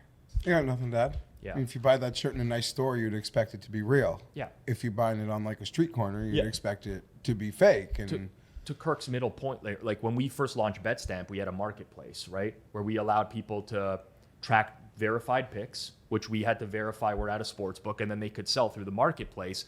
And the idea was like, if people are going to buy, at least let them have a verified, documented record of who they're buying from. But then you start to notice that a tout will go down, like let's just say $1,000, and they'll put in like a $30,000 play when their average unit was $500. And I personally could go through the history and I would see that, but the vast majority of people, they didn't even know that that was something that was weird. They just thought, oh, he really liked this game. He would, and then we kind of just removed the marketplace because we're like, the average person is just not educated enough to understand when they're being misled. Yeah, I mean, there were a few people who tried to reach out in those days as well, trying to get the picks deleted, some of the picks whatever, deleted. start a new account. Oh yeah, we went through it all. Yes, absolutely. Final comment comes from a name that's attacking me. At ACLTer7 says, I think we mostly agree that in-person meetups with someone you hate online always humanize the person. And for some reason that makes us think they're not all that bad. But it seems that that's only because they fell short of our hate expectations. There's an old saying that even a certain German politician born in Austria loved dogs. The overuse of that historical figure aside, I think it's pretty fair. People who we only know for bad deeds usually come across better in person, but if we hated their actions before we met them, then we should really keep that same energy. If Yanni came across better, cool. If he still did all that scammy stuff, one's opinion really shouldn't change that much. Let's start with you on this one, Geoff, because I think there was a reply on Twitter about how you said like you would have anxiety about getting a coffee, knowing that all of a sudden somebody could just come behind and start yelling at you about something you said on this show 6 months ago. So why don't you lead us off here? that was probably taken a bit out of context. Like I would have anxiety. It just you just don't want to have to worry about getting yelled at when you're just trying to get a coffee. Yeah, like I'm in that bubble. Like I'm just here doing I guess you're at a conference and you say things. I think that got taken out of context. But you meet people. That's real. And maybe you just, like you like someone, you don't go as hard on them. I don't know. I got nothing. I just think this is a good take. Like if you're nice in person but do something bad, that doesn't like absolve you of the bad thing you've done. Yeah, so I think it's just a good take. And I agree. And just to clarify, obviously, again, like meeting someone and talking to them is just like another data point, I guess, if I was like trying to relay it to the sports betting world. It doesn't mean that, just because Yanni the Greek came up to me and said, hey, like you have a problem with me, and like he explained his side of the story, I process that information, but I still formulate an opinion. And I was pretty upfront with him about how, I bought a lot of picks when I was younger and I was misled, and I saw him doing like a lot of misleading practices. And, we had a conversation. Again, it was private. He kind of explained to me why some things happened. But yeah, that doesn't mean I'm just going to change my opinion on someone. It doesn't. But it is, I will say, it is nice. I know a lot of people get after me. They're like, oh, like, why do you talk to these people? Why do you give them the time of the day? It is better to have those interactions where you can understand it a little bit more. Because for me, a lot of times, I really struggle to understand why someone might do something that they're doing. So to hear them rationalize it a lot of times, I might not necessarily agree, but I do appreciate having that conversation at least. I know of a lot of people, like I saw quite a few people at Bet Bash who folded and were not the same person in person as they were online, but I felt like everyone with our network kept the same energy in person. I mean, the rumors are that Jason folded when confronted by Fezzik. He did run away, tail between his legs, came back. He was so flustered when we saw him in that ballroom afterwards. Do you know Jason? I didn't say this last week. My bad. I got a wife who's got 3 kids. He calls my phone at like 1:30 in the morning. I go, oops, I didn't know there was a time difference. And I usually don't keep my ringer on, but it was on that night. Like, oh. What did you say when you picked? Did you pick up? No. What did you say? Did you text him? I just Never call me again. Lose my number. Lose my number. In fairness to Jason, he was signing up in Survivor for me. Not at that moment. Like, he didn't have to call me at night, but there was some back and forth that we were having. But I guess he was too into it that he forgot the time difference. On our next topic, we talked about prediction markets earlier on, and there's a comment here or a tweet here from Raf at Calvin Ridley 73. Just a user of gambling Twitter, says, going to make the bold claim that turning everything into a betting market will be an extreme net negative on the world. Will be hard to decouple with all the other terrible shit going on, but it feels like a uniquely awful aspect for any functional society. So we've given a lot of praise to Kalshi, not just because they are a sponsor, but we do value having the ability to bet on a lot of these unique markets and having liquidity in some of them. So Rob, let's start with you on this one. What's your take on this? Do you think that these sort of markets are bad for the industry and a net negative to the world? So I'm not going to pretend like I don't love having a lot of betting markets, because I do. I love them. I like being able to look up, political markets, pretty much everything in some aspect. I actually do a lot of life planning based off of betting markets. That might sound really sad to some people at this point, but there's so much liquidity in these markets that I do view them as fairly accurate in terms of planning ahead. Can you just give an example? Because if you're going, will the weather be this on these days? It's a great spot. It doesn't rain this time of year. What do you mean? Will the price of milk be X by X day, which means I'm buying it today? Gasoline. What Bitcoin, are you talking? Crypto price trading, for example. When will Bitcoin reach this amount? Will this happen first? With certain prices, that's just like a random example, but the Bitcoin's a good one, actually. Yeah. Because I'm not a crypto trader anymore. I don't keep up with it. Maybe some people might argue nobody knows shit. Why are you paying attention to this? Well, there's tens of millions being traded on this stuff. I at least believe in the power of the market. I do understand this point of view though as well. I think that there's a fine line. I don't view. Personally, just in my opinion, I don't view prediction markets as good or bad. I just view them as a tool, essentially. That's my viewpoint on them. But certainly there are things where you push the boundary a little bit too far, where it's is this person going to be living by the end of the year? We probably don't need to be betting on that type of stuff. I don't like the life and death stuff. Agreed. Will that, even politicians, will this person be nominated, that person be nominated? I honestly don't even think it's that weird if there's a celebrity trial and you want him guilty or innocent. But, and even people I know made a lot of money, but stuff on will this country bomb this country by this day? Something that's resulting in people dying, I don't think that there should be a market I'm with on. you. Not every aspect of life needs will to the have war end a by market attached. No, I actually don't agree with you. Right. And I've been arguing that I really like prediction markets before Kalshi was sponsoring this, and you can go back, and I responded to this tweet as well. Well, you are a noted sportsbook sympathizer. Well, he actually had some choice words for Kalshi a little bit earlier on. Yeah, he said that. That's another thing, by the way. Pizzola forced Flop to apologize. I don't force anyone to do anything. We have a pretty open forum on this show. Just wanted to throw that in there. But I think we're in a world that truth-seeking is becoming more and more difficult. And I agree.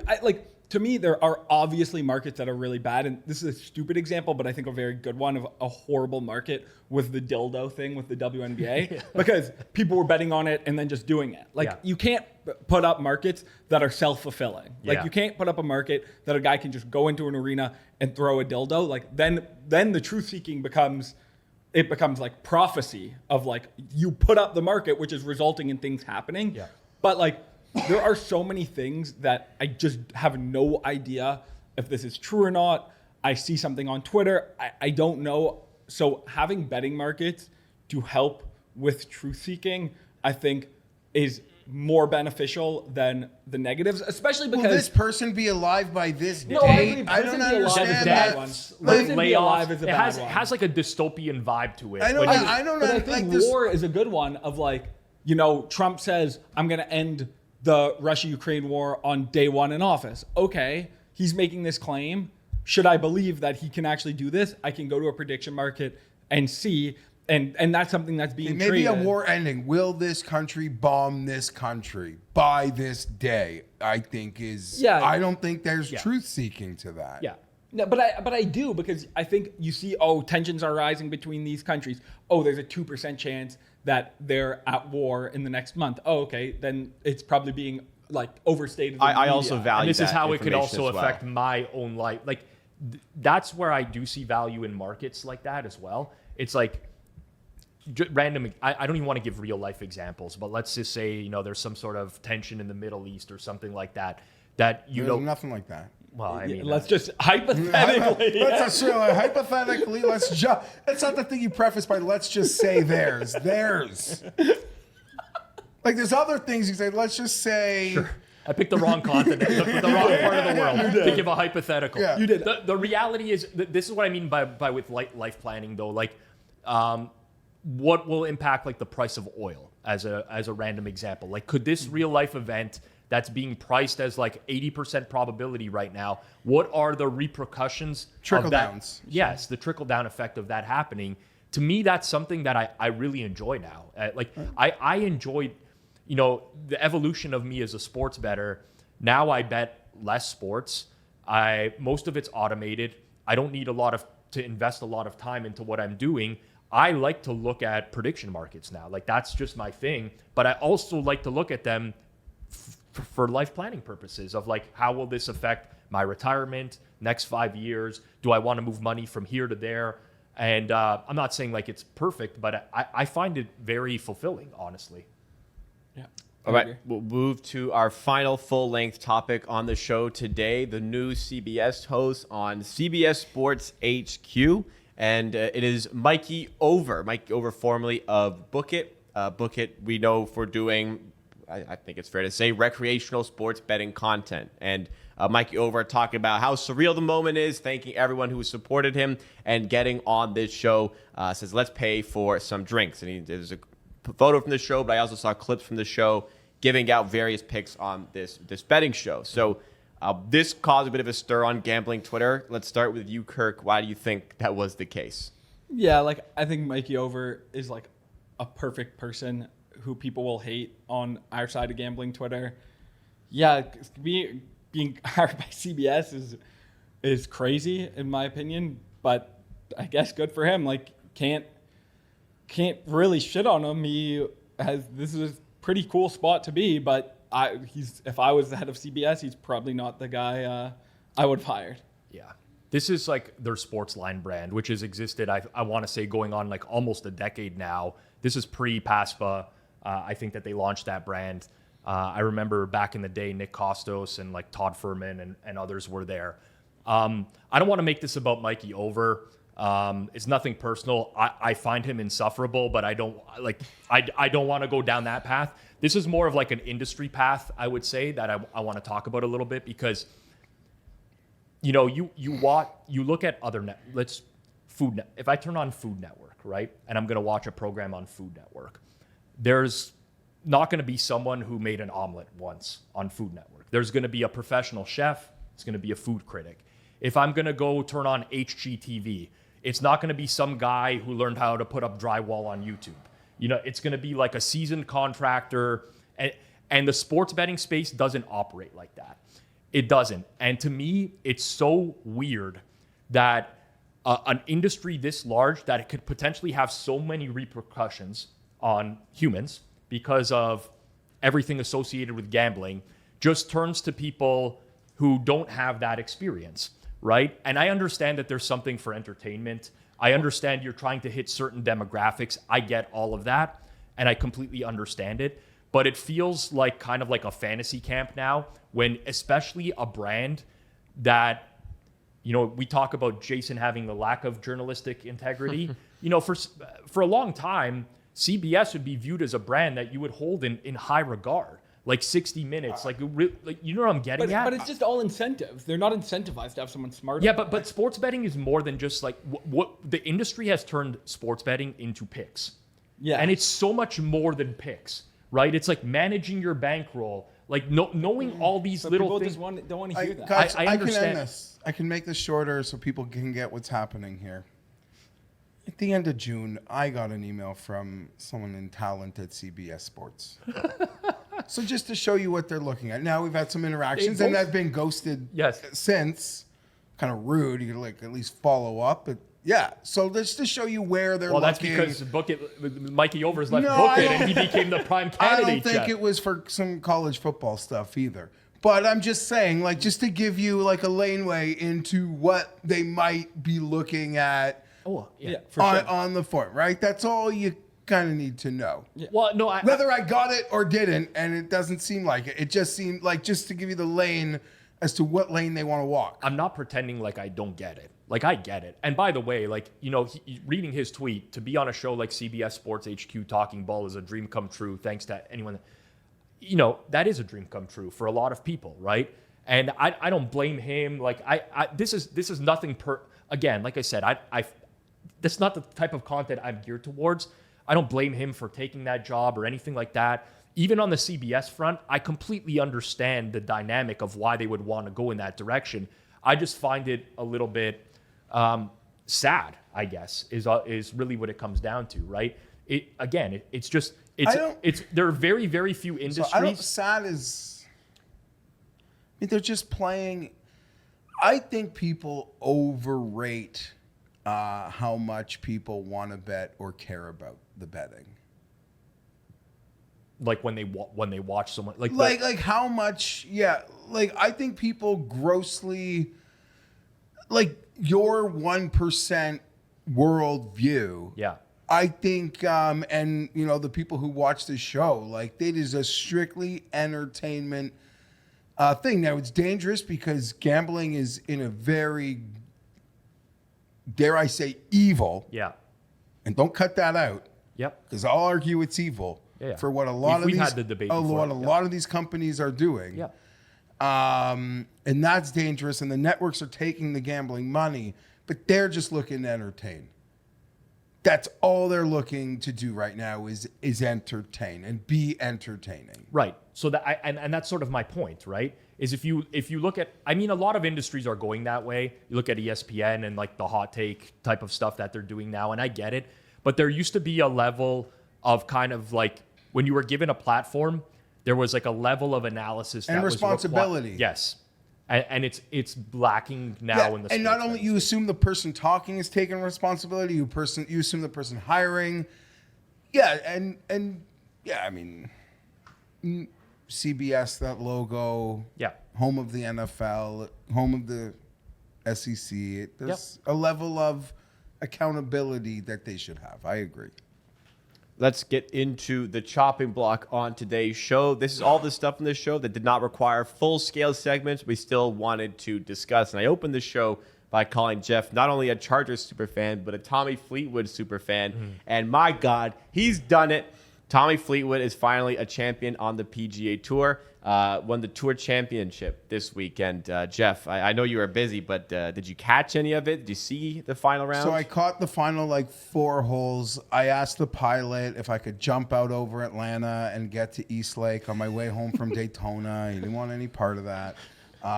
It's beautiful. Now, again, we said it'd be humorous. He get like season-long champion, very funny. It's amazing. But only 30-man field. This doesn't really take away the questions and the haters. Like next year, as soon as he does something wrong or doesn't come through on Sunday, they're gone. I mean, they're out with full force. I All this, disagree. no. Okay, go ahead. I'm still right. Yep. So I'm right. All this changes, Rob, is that with the graphic, guy with the most top 2s, top 3s, top 5, that graphic doesn't exist. This does not change, and it helps like. It's a good moment because it's a chirp. It would have been an evil chirp for him to have to deal with the rich Long Island kids at the Ryder Cup. Yep.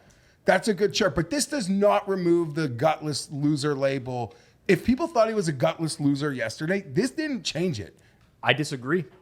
I think once you win in sports, it changes the label. No. Like, I'll tell you, Ovechkin is the prime example. Rory still blows something after winning the fucking Grand Slam. People still chirp him. So But I that don't know happens what with everyone in golf. It will happen with any tournament where you win and you don't, you're leading and you don't win. I disagree. You look at Tommy Fleetwood. Not only has now won the FedEx Cup, you remember the last Ryder Cup? Yeah. He clinched it for them against Ricky Fowler as well. Like there's I'm not saying I agree with the criticism. I'm saying if you think the criticism is gone because of this, choker label is in the trash forever. Not a chance. Trash forever. Holy shit! What planet do you live on? The planet where every single athlete who never won for a long time finally won. No. The choker label. Don't get me has wrong. been banned. I'd love for next year he goes on like a Cesco Molinari sort of run and wins like more and something really special. But if you think 130-man thing out dueling Patrick Cantley where Scotty Scheffler's bogeying the average first fan hole, is not going to remember it's a 30-person. I'm not talking about the average fan doesn't think Tommy Fleetwood's a loser. They do though. If you're just an average casual fan of golf, But even you tune into highlights, you don't watch PGA Tour every week, you think Tommy Fleetwood is a loser. You've seen him gag a Sure, million but times. I mean they're not the people like now he's won the FedEx Cup. the second he blows a 2-stroke lead on Sunday and all he's got in this pocket is this 30-man thing, I don't know what you think happens. But my point is that it won't be any different than any other golfer who blows a lead going into the final round on Sunday. Don't think it will be any different. I agree, but that's not really like anyone. He is not. The lifetime choker label is gone. Yes, the only thing that's different is the chyron. The graphic that goes up no longer has his fucking name. That's the only thing that yesterday changed. And don't get me wrong, thank God that graphic no longer has his name. I'll tell you what's going to change. The expectation from everyone that he's going to blow every tournament is changing. Once you blow the next one, that's the expectation. But now when he has a 3-stroke lead going into Sunday next year, it's not the talking point isn't will Fleetwood blow this again. It's gone. That talking point is gone. It's just like Josh. Let's say you take a quarterback. Yeah. It's easy now because he's never won a playoff game. Justin Herbert. He wins one playoff game. Yeah. Then he sucks in the next playoff game. Yeah. You think that the one playoff game is not the pinnacle of the sport. You think people will go easy on him because he won the week before? You're saying one playoff game is equivalent to this 30-man, but if he won the Masters, like Herbert won the Super Bowl, then it would qualify. Well, then you never, of course. Yes, exactly. That's like, That's what this doesn't, I don't think this quails anything but the graphic can't come up anymore when he's in contention. Well, his name isn't on it. When it happens next year. Hard thing to measure. Yeah, well, Yeah. it's All I true. know is Thank God he won. Tommy Oh, Fleetwood's it's the man. fucking man. He's The the man. man. If you don't like Pure Tommy class. Fleetwood, All I don't like you. class. I can say that very clearly. Exudes class.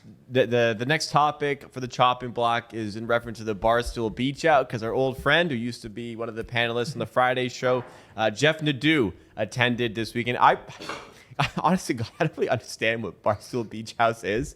Like, is it like a reality show? Is it just It's like a reality show but on Twitter. But it's only on social.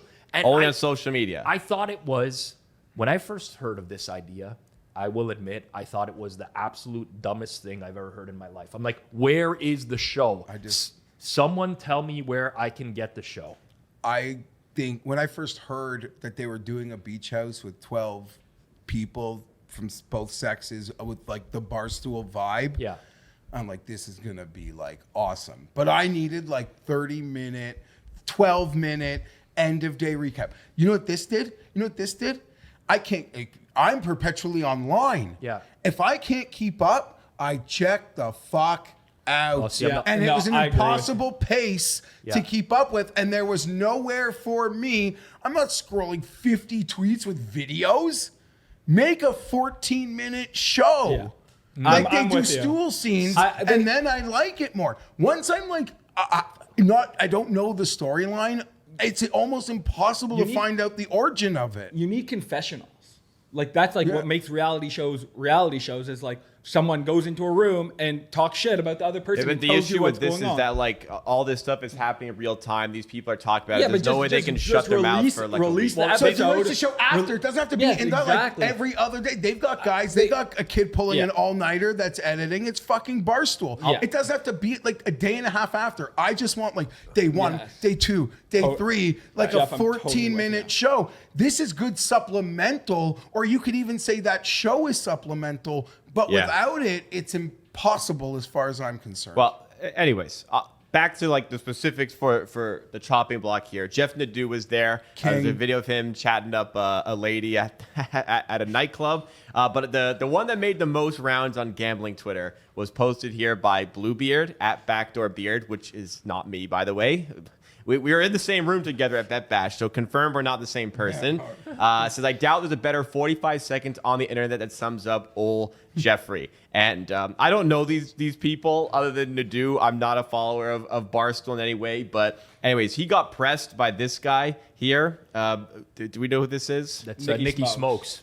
He got pressed by Nicky Smokes over a message after Nadeau pulled a Jason. You know, he went up with a smile, went to go shake his hand and say what's up, and Nicky Smokes started pressing him over some tweets about not wanting to go to the Barstool Beach House, not being his scene. And I have to No, admit, well, it was and a I- message that said he would backhand him if you. Yeah, bet he said him. he'd give him a back. Yeah, Smack backhand. him. Yeah. And in the moment when Nadeau had the opportunity to backhand him, as pointed out here, Nadeau really struggled to look him in the eyes, even turning away from him, saying that the texts were fake, it wasn't him. And overall, I gotta say, it was a pretty bad look for Nadeau. I mean, he couldn't even look at the guy after talking shit like that. That was an awkward watch. What do you think? I'm into Nadeau. Like, that doesn't mean I think he's right or perfect. Just indifferent than George, but the same. I'm just fully entertained. And there are moments where you think he's so in on the bit, and then there's moments where you like, is he delusional? And it's that like fine line that I can't resist. I just can't resist it. I find him incredibly entertaining. I used to hate Nadeau when he first came on the scene. This is like a decade ago. We have Maybe probably more. some beefs on the internet from back in the day. And I've really grown to like him, both as like an entertainer and a person. I thought this was a bad look for him though, because when you talk shit about some, especially when you threaten like physical violence on them, you have to be willing to kind of back it up especially when the guy gets in your face. How old is Nadeau? 36, it says. So that's also, okay. Yeah. It's like the line. That might be like the border on like what's acceptable to be engaging. Well, with this. the bad look was that he denied he even said this. Like he pretended like it didn't. Like he's I never said that. Backhand you? Like no. It's like I didn't. He say said it that. was fake. Yeah, he's like it's not real. I don't know what to believe, So- but they showed it right on the screen while it was Like happening. Nadeau, of course, like Nadeau's, he's got bravado, but in person he's a bit of a teddy bear. Yeah. It's okay. Yeah, whatever. I actually, once I found out that he was going to be at the beach house, I was very much looking forward to seeing the content that was going to come out about that. It's good content. Oh, yeah. I think at least. The next one comes from Farley Betts, who we've mentioned on the show before. He doesn't sell picks, does he? He just gives out. I No, I think believe he has a sells sub. picks. Yeah, He he's does. subscription package. Yeah. Okay, so he sells picks. I believe. He does a lot of work in the NFL. He won a quarterly contest, I think, last season. Does some anyways, NBA stuff as well. Yes. Which if we featured several of his NBA tweets last year, where he went on to have a significant losing year. You can continue. Anyways, he doesn't like Rob very much. He doesn't like.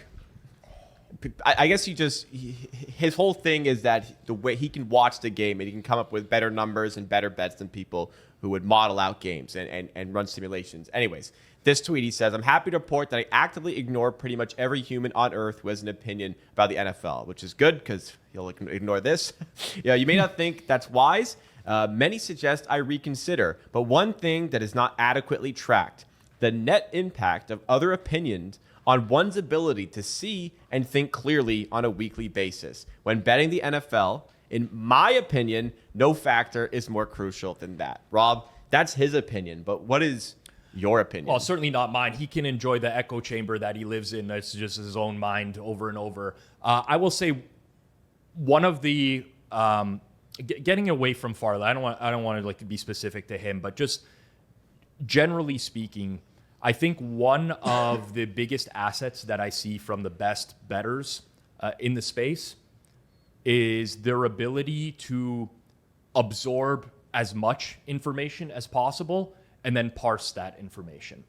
I think that's, I don't want to speak in like absolutes. I don't think you must do that. There's probably originators out there that might be next level, just doing their own thing. And I can say from experience, when I first started modeling hockey, I did do my own thing and had a lot of success doing it before over the years starting to incorporate some other stuff. But I think generally speaking, it's actually a good idea to do the exact opposite of this and absorb as much as you possibly can. And not all of it's going to be good. In fact, a lot of it will be garbage.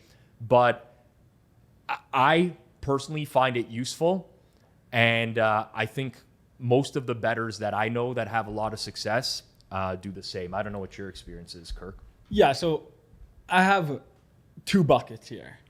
I actually think that, like, in terms of like subconsciously getting in your mind, it is a good thing to like avoid like the Dove Kleinmans, that's his name, right? Yeah. Like the preseason hype. Like I think seeing those videos can seep into your subconscious, even if you think like, oh, this is so dumb. Like you see 10 tweets, oh, this guy's horrible in training camp, but like you don't read anything else. Like I can see how that actually would seep into your mind. But so I actually think ignoring that stuff as much as possible is quite good. Agreed. But like the idea that you're not going to like try listening to some experts, especially in the NFL when there's so many players, so many positions, like it's just an advantage to be able to aggregate people's opinions and kind of parse out what you think. So that I would very much disagree with. There's no scenario in like any industry where you're going to get smarter by like sticking your fingers in your ears. That doesn't happen. Like just that's how education works in across anything, not just sports betting, right? So again, I think that ego is, we talked about this earlier in the show.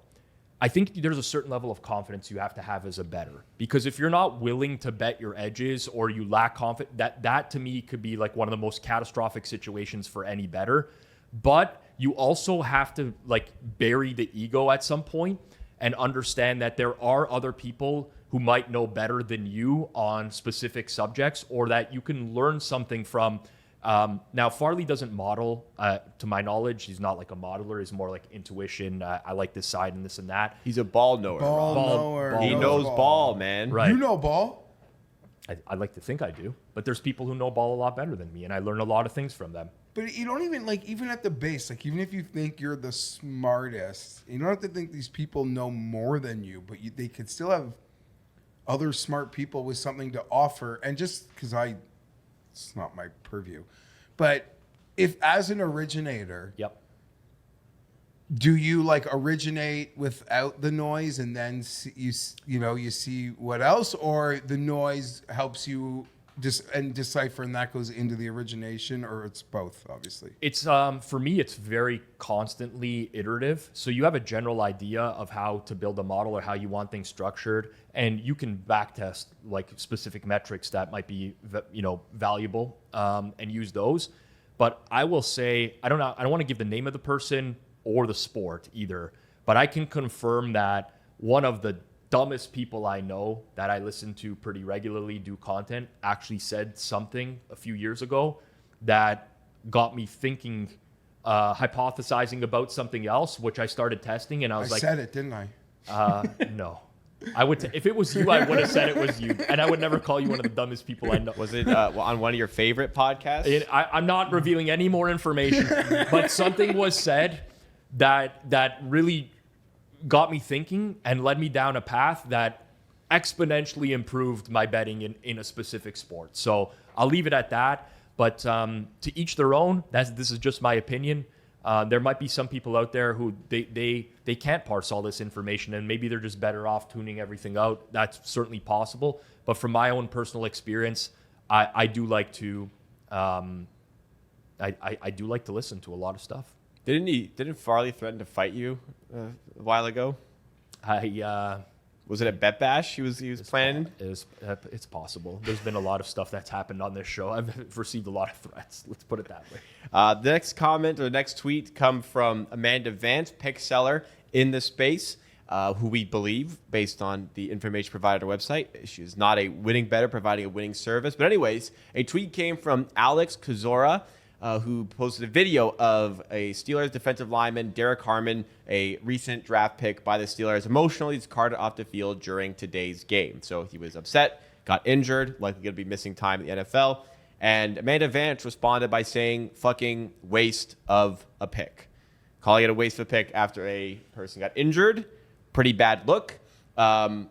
Also, digging in the heels when she got a lot of shit for saying that. She quoted it by saying, Steeler Nation, chill the fuck out. It wasn't a bad pick, but your first round of getting hurt in preseason does not make it... Sorry, your first round of getting hurt in preseason does make it a wasted pick. You think I'm happy with him being hurt? I want to win a damn Super Bowl. So, I mean, doubling down on I guess, actually, on this one here. I think it was a pretty rough look. What do you think, Geoff? Oh, just a nut low. Yeah, that's literally Just like so repulsive.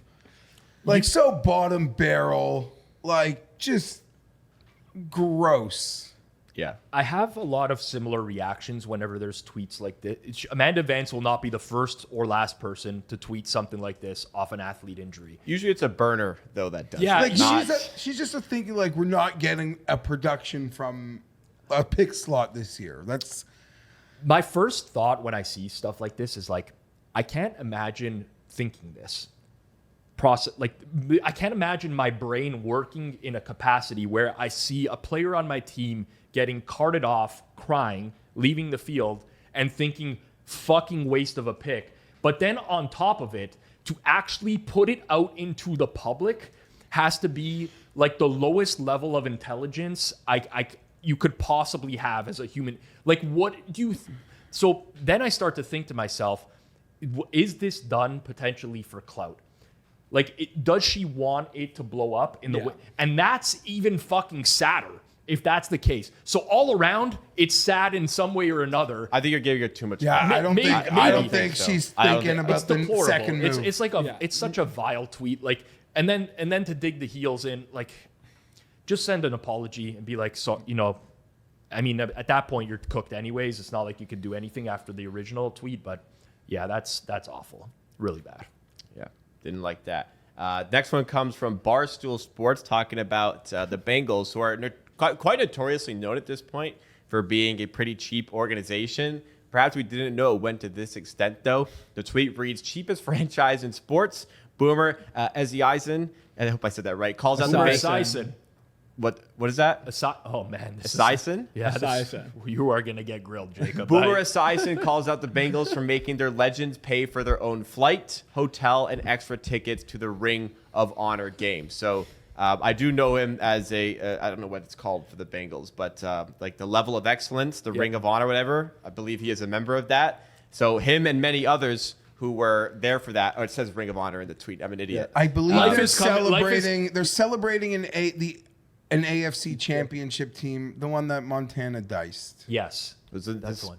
been a humor in that, I think, originally, that they're celebrating an AFC championship.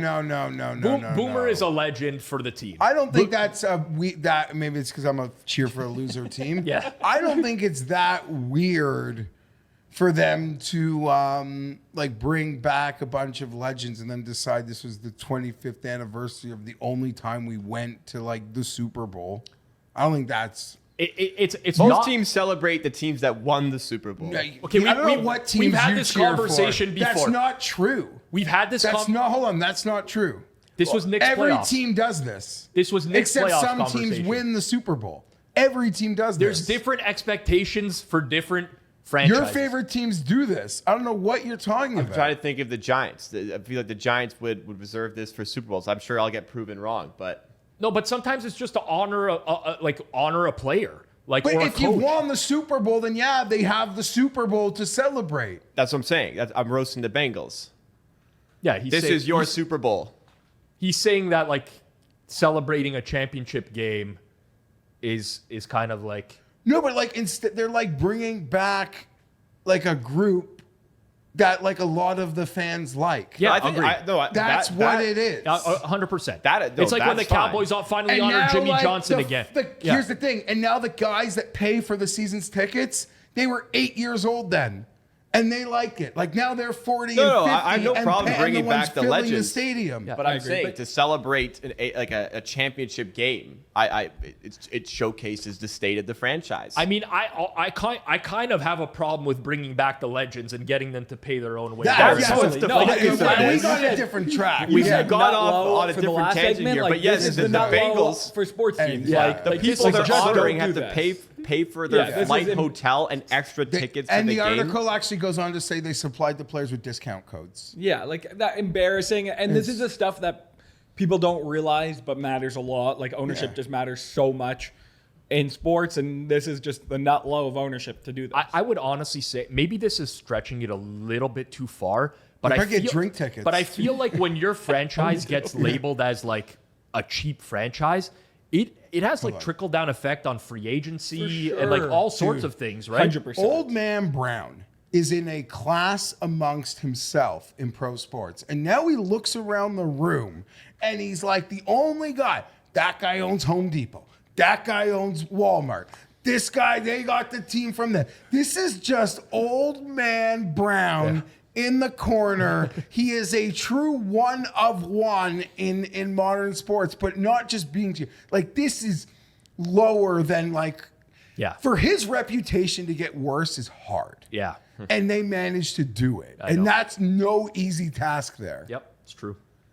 The next one, and I think, it's actually the final one we have for the show today, comes from Greenberg and Betterman at GB Lawyers. And I've seen a lot of these ads popping up on Twitter recently, but essentially they're offering representation in the court of law over gambling losses. It says losses on sports betting apps may qualify for legal claims. Lawsuits allege many sportsbooks apps utilize predatory tactics to hook users.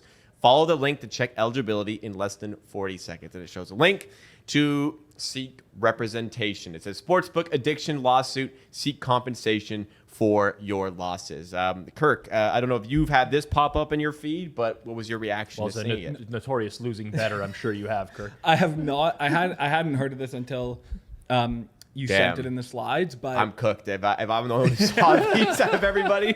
And I'm not a legal expert, but this is not surprising to me at all. I've said this on the show a bunch of times. I've seen plenty of accounts that are down absolutely massive that allow for unlimited deposits, massive bets, predatory practices.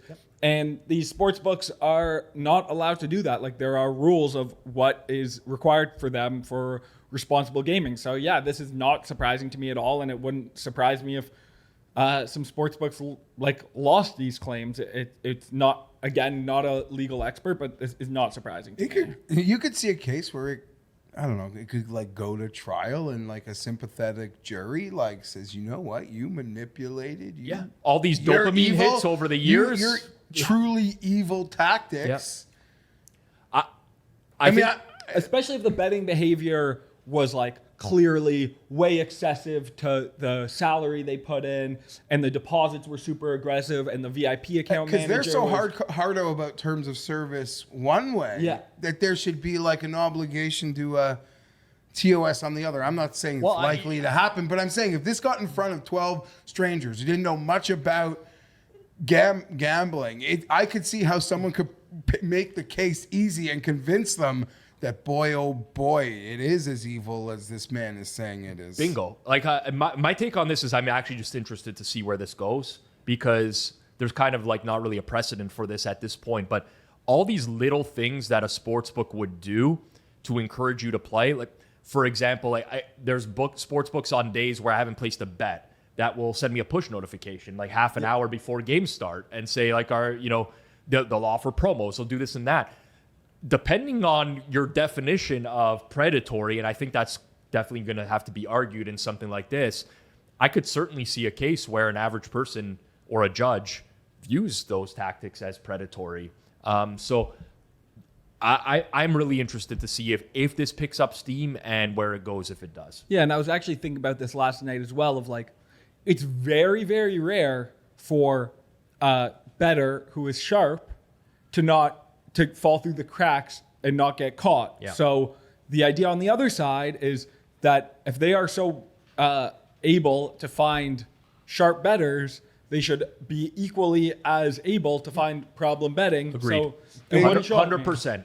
If they could do it on one extreme, they should be able to do it on the other extreme. Oh, please. Great. That's the case. That's the case. Kirk. There you are. There you go. You can join the Bo Wagner law firm and be part of the lawsuit. Great way to end off the show today. Thank you so much, everybody, for tuning in to Circle Back here on the Circles Off channel. Again, it's the educational entertainment content division of the Hammer Betting Network, but so much great content coming your way, especially as the NFL season begins. Head over to our Forward Progress channel with a link in the description to catch up on all the content over there, and get ready for all the content on the Hammer HQ, our main channel across all sports. We have excellent content coming later today. We also have the Hammer Daily launching very, very soon. You will not want to miss out on. But make sure for this channel, you've subscribed. Make sure you hit the like button, comment something down below, and we'll see you on Friday for another episode of Circle Back.